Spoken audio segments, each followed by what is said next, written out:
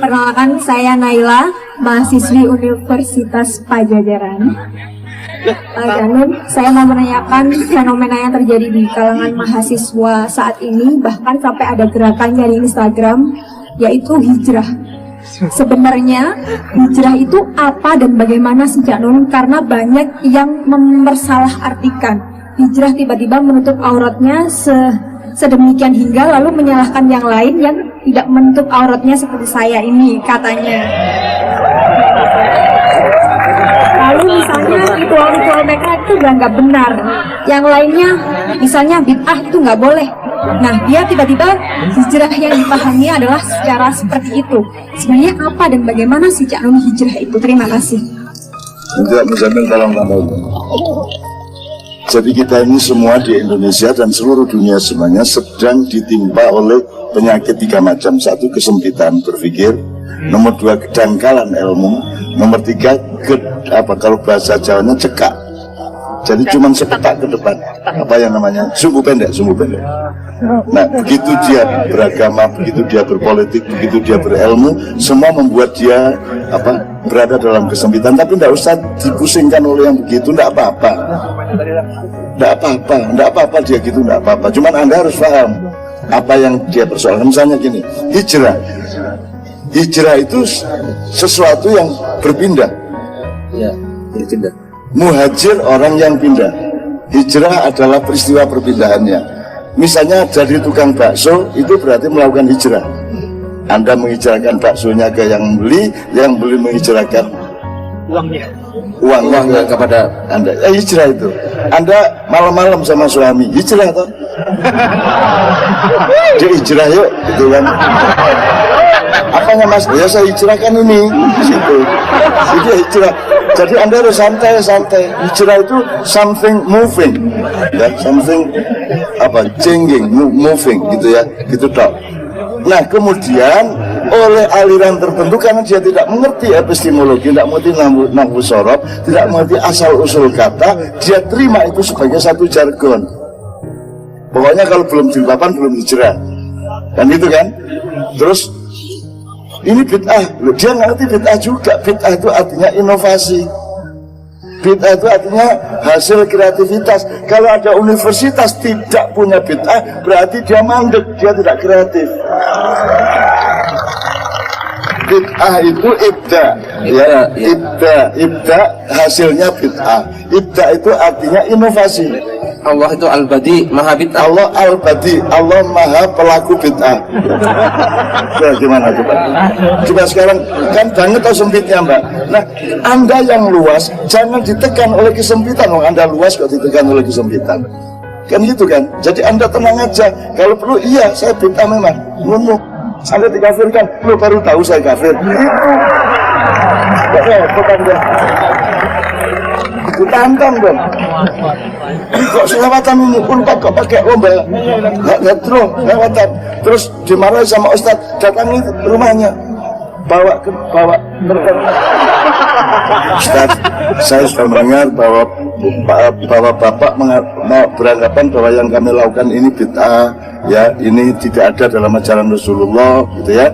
Terus ya tapi mohon maaf kami enggak gitu, ya. Jadi terus sholat ditabuh di rumahnya biar nggak usah tertekan.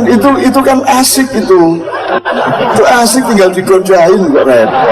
Kalau ada yang Anda sholat di masjidnya dipel dipel Bu ya, dipel. Loh kan bagus. Maka kapan nggak ada kuliah, rencanakan 5-10 orang ke sana. Giliran satu sholat, satunya di luar nunggu. Begitu sholat dipel, satunya lagi sholat. Dipel lagi satu, itu kan capek dia ngepel lama-lama. Gitu aja kok tertekan, nggak apa-apa. Manusia memang bodoh kok. Nggak apa-apa.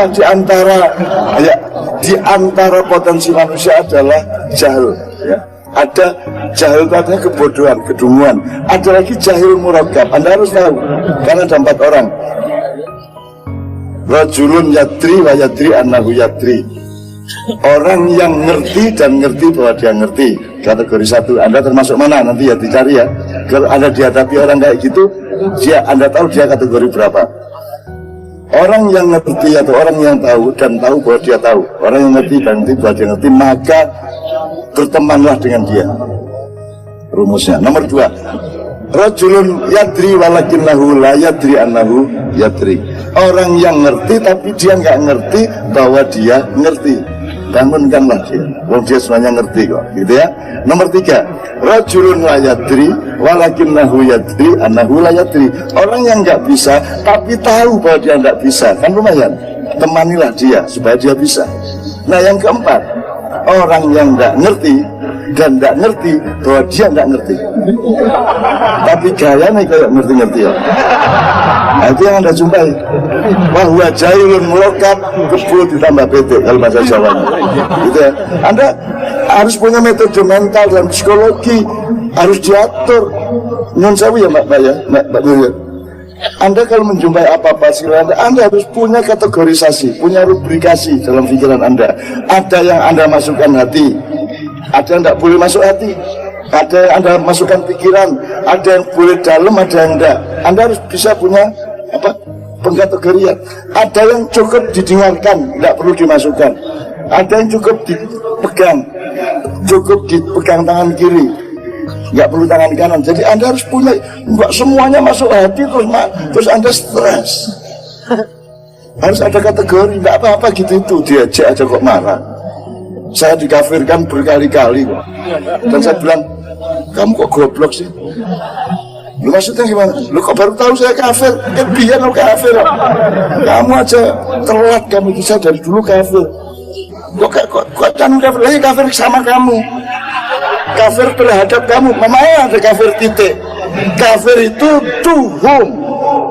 Kata kafaro ilaman. Kafir kepada siapa? Kita semua kafir kepada iblis, betul enggak? Ayo kita bikin organisasi kumpulan kafir kepada iblis. Itu enggak? Kan bisa. Enggak ada kata berdiri sendiri, Mas. Makanya kan di Ma'iyah kita selalu guyon. Sholat subuh haram, hati-hati ya. Jam 10 kok sholat subuh. Itu loh. Kita semua berpikir kita lengkap. Babi halal asal tidak dimakan kan itu kan begitu. Jadi kita berpikirnya lengkap itu loh Bu ya Bu ya.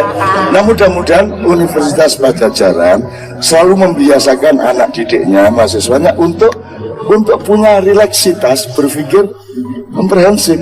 Kalau enggak nanti dia jadi puritan. Begitu dia kenal agama akhirnya jadi kelompok yang seperti itu, dikit-dikit salah, dikit-dikit salah, harus jenggoten. Wah sudah kayak gitu, aku sudah pengalaman dari dulu Mas, dan saya yang ngadepin Tuhan saya di mana-mana gitu ya Mbak ya. Jadi santai Mbak ya, tenang aja, tidak ada masalah. Hijrah itu kan aslinya kan ya dari Rasulullah dari Mekah ke Medina, terus dipakai untuk idiom. Nah dia juga nggak ngerti asal usul hijrah. Kamu sampai nggak ada tambahan? Enggak, cukup. Ya oke, berikutnya. Assalamualaikum warahmatullahi wabarakatuh. Selamat malam Mbah Mun. Perkenalkan nama saya Yasmina dari Fakultas Pertanian Unpad. Di sini saya baru mulai membaca salah satu judul buku dari Mbah Nun yang berjudul Hidup Itu Harus Pintar Ngegas dan Ngerem. Sebenarnya mungkin pertanyaannya tidak terlalu mengacu ke sini, cuman ada satu subbab di buku ini yang cukup menarik perhatian saya, yaitu di sini dijelaskan bahwa urutan kita dalam beragama itu, kita pertama-tama harus menjadi manusia dulu, baru setelah itu kita menjadi muslim. Nah, jika yang diajukan oleh Mbak barusan adalah pertanyaan terkait hijrah, tetapi yang akan saya tanyakan di sini adalah mungkin kebalikannya, yaitu di era yang modern sekarang ini kita dapat mengakses banyak sekali ilmu pengetahuan, kita dapat melihat dunia luar dengan lebih luas. Nah, saya melihat salah satu fenomena di sosial media, yaitu orang-orang sedang berlomba untuk menjadi yang open-minded terhadap sesuatu. Mungkin judulnya adalah open-minded, berpikiran terbuka, tetapi salah satu isu yang banyak muncul ke permukaan adalah isu tentang Islamofobia, yang mana yang dulu kita ketahui Islamofobia ini dialami oleh katakanlah kafir-kafir di luar sana yang memandang Islam sebagai sesuatu yang menakutkan. Nah, di sini sayangnya yang saya lihat dengan mata awam saya ini adalah banyak justru yang merasa ketakutan terhadap Islam itu adalah mereka yang justru adalah Muslim gitu. Dan yang memiliki pandangan seperti itu adalah katakanlah mungkin oknum mahasiswa yang padahal secara tingkat berpikirnya mungkin lebih tinggi bila dibandingkan dengan masyarakat yang berada di agak bawah kelasnya seperti itu. Nah, saya ingin menanyakan bagaimana pandangan dari Mbak Nun terhadap Islamofobia tersebut. Kalau mau respon ilmiah, historis, akademis, panjang. Ya, karena sejarahnya bermacam-macam dan pelaku atau yang tertimpa Islamofobia justru kebanyakan orang Islam sendiri. Gitu. Nggak apa-apa tapi saya. Gini loh, kalau ada yang mahasiswa teman-teman yang kayak gitu, ini jawaban pendek aja. Dia karena belum pernah menderita aja. Makanya kalau saya tak santet. Loh, santet saya santet yang lucu. Saya nggak bikin dia mati, saya nggak bikin dia menderita, cuma kagum aja, heran. Misalnya tak kasih kadal di perutnya. Akhirnya dia menemukan dan tidak mau mengakui sesuatu yang dia tidak pernah mengakui. Ada sesuatu yang dia tidak ketahui, itu aja. Jadi dia masih mu'alaf biasa seperti itu. Nggak apa-apa. Itu namanya dialektika. Tunggulah nanti ada husnul khotimahnya, nggak ada masalah. Nggak apa-apa. Saya juga ditentang macam-macam kok. Sampai hari ini saya juga dibully macam-macam dari dulu. Sejak saya muda juga saya sudah digituin, nggak ada masalah kok, Pak. Pokoknya Anda terus dengan kelembutan Anda, dengan kasih sayang Anda, dengan kebenaran jernih yang Anda bawa. Gitu ya Mbak, nggak apa-apa. Kalau bahasa Jombang, sederhana itu belum tahu dibatik ilate kalau bahasa Jombang. Belum pernah lidahnya ditarik gini. Dia belum pernah ngalamin itu. Doakan ya Allah batik ilate, ya Allah batik ilate gitu. Nanti kalau dia mengalami sesuatu dia akan ketemu Tuhan. Dia belum ngalamin aja. Gitu, karena dia belum ngalamin. Terus dia masih sombong, masih gitu kan, masih liberal. Wah. Jadi Anda jangan kagetan, enggak apa-apa. Kalau ada teman-teman masih begitu, namanya anak muda, masih puber kok. Justru lahirnya begitu justru di UIN, Sunan Kalijogo, di Bandung, di mana. Kalau IPB agak beda, Unpad agak beda, Unpar agak beda, IPB beda, UI beda. Jadi itu semua menurut saya proses, tidak ada masalah. Proses semua akan kembali kepada Allah Subhanahu Wa Taala. Doakanlah orang yang buruk supaya Allah memberi hidayah, doakanlah orang yang baik supaya bermanfaat. Gitu ya Mbak ya. Jadi jangan terlalu dipusingkan oleh hal-hal yang jangan sampai benci loh, nanti jadi suamimu loh. Iya, nanti gitu loh, bener loh ya. Jangan sampai benci banget, kayak saya kan dibenci sama istri saya dulu. Dia lupa bahwa kalau kamu benci sehingga meludaiku, maka zatmu menyatu dengan zatku. Kalau jadi istriku kan begitu. Hidup hati-hati. Ya ya. Oke.